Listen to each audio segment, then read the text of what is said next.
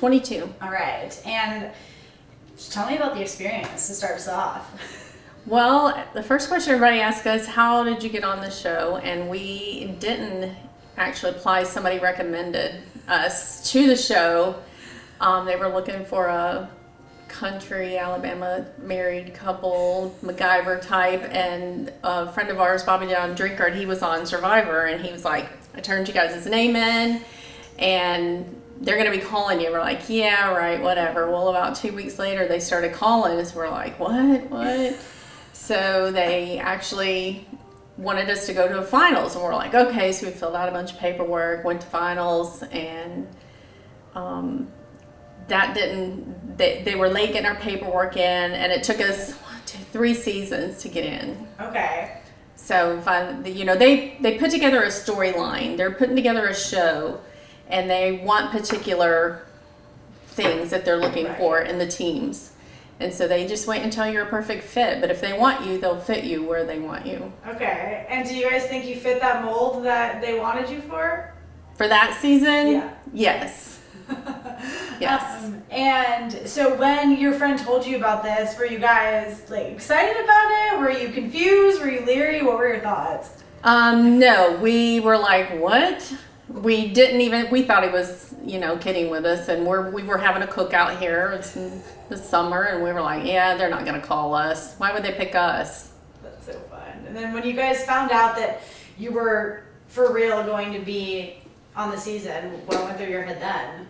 Well, it took a while, and you don't actually know until a couple of weeks before. Like, they'll fly you out to finals. You go through a lot of interviews and stuff like that, but when they start giving you immunizations and stuff, and you're like, I think they're picking us. Oh my God. So you just still don't know until you come home, and then the first thing they'll send you is your little hankies. You get your color. Okay. You don't get to pick your color. They give it to you.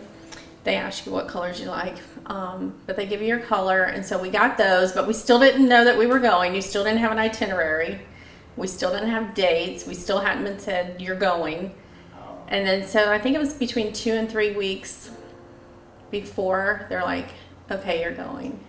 Because we had to line up care for the kids. Oh, yeah, I didn't even think about that. Yeah, to be gone for a month. And how many kids do you guys have? 3. Okay. So the oldest one came and stayed the first 2 weeks with them, and then the last 2 weeks, my mother-in-law and sister-in-law came from Ohio. Oh, fun. And where was the show actually filmed that year? All over. Okay. So we left from LA, went to Tahiti, Bora Bora, Bali, Indonesia, Vietnam, Africa, Thailand. I know that's where we ended up. Okay. Switzerland. We went a lot of countries. Awesome. And what was the experience like doing this with your husband? Hard. It was hard. A lot of people that, we're going to go on the show to better our relationship. You don't want to do that. That is not a place to better your relationship. You need to go in with a strong one? He was definitely strong. He was probably the strongest guy on our whole season out of all the teams, and I was probably the weakest. No. So he carried me a lot. Well, what they don't show, they pick and choose what they show, with the editing. And I had pulled a muscle in my calf before I even left. So he was carrying my backpack to try to let it heal for like the first 1, 2, 3 legs of the race.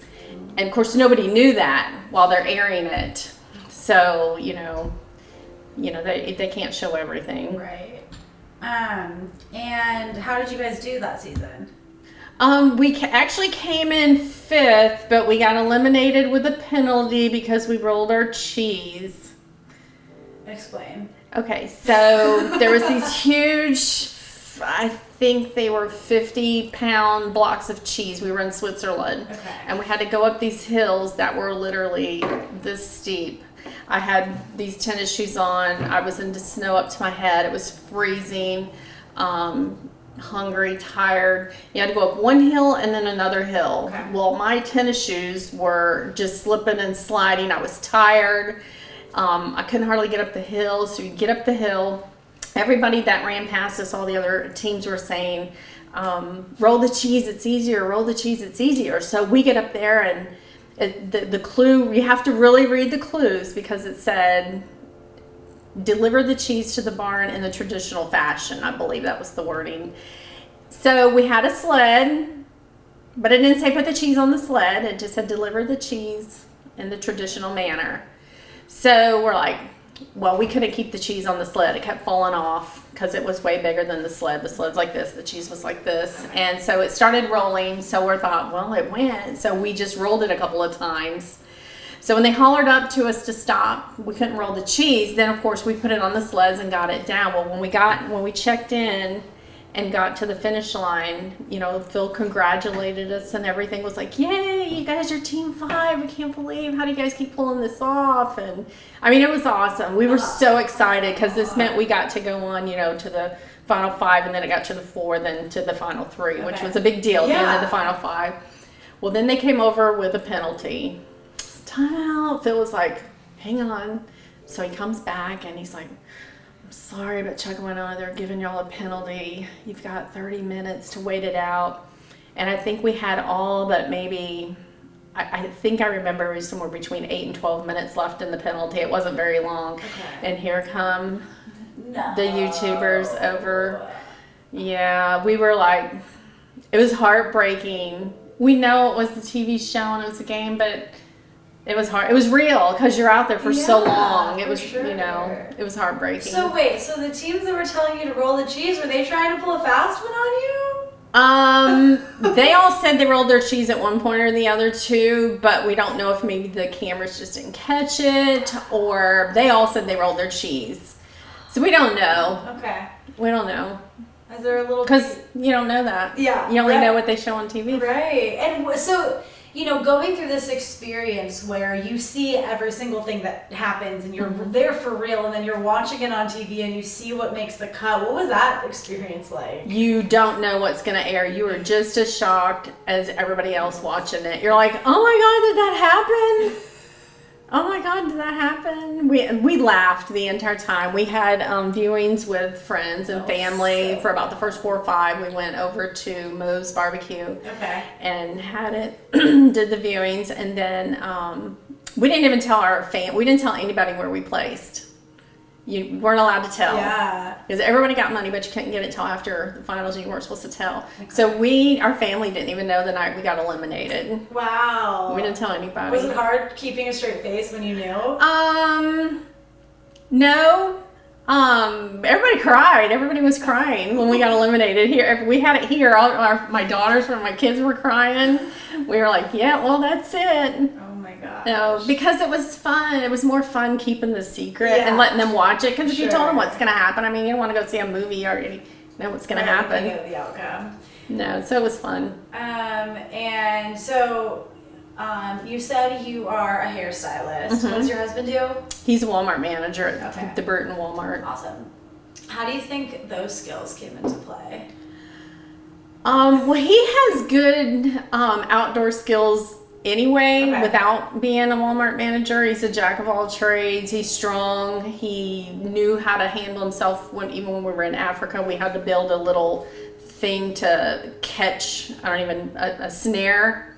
So he knew how to do that. He has a good memory. So we tried to base the challenges that we were given, because you don't know the whole challenge until you read the clue. So you try to figure it out. So we try to base what we picked, who did what, off of each other's strength. Because you could only do 6, and if he did 6 in a row, then I was gonna have to do the last of them. Got it.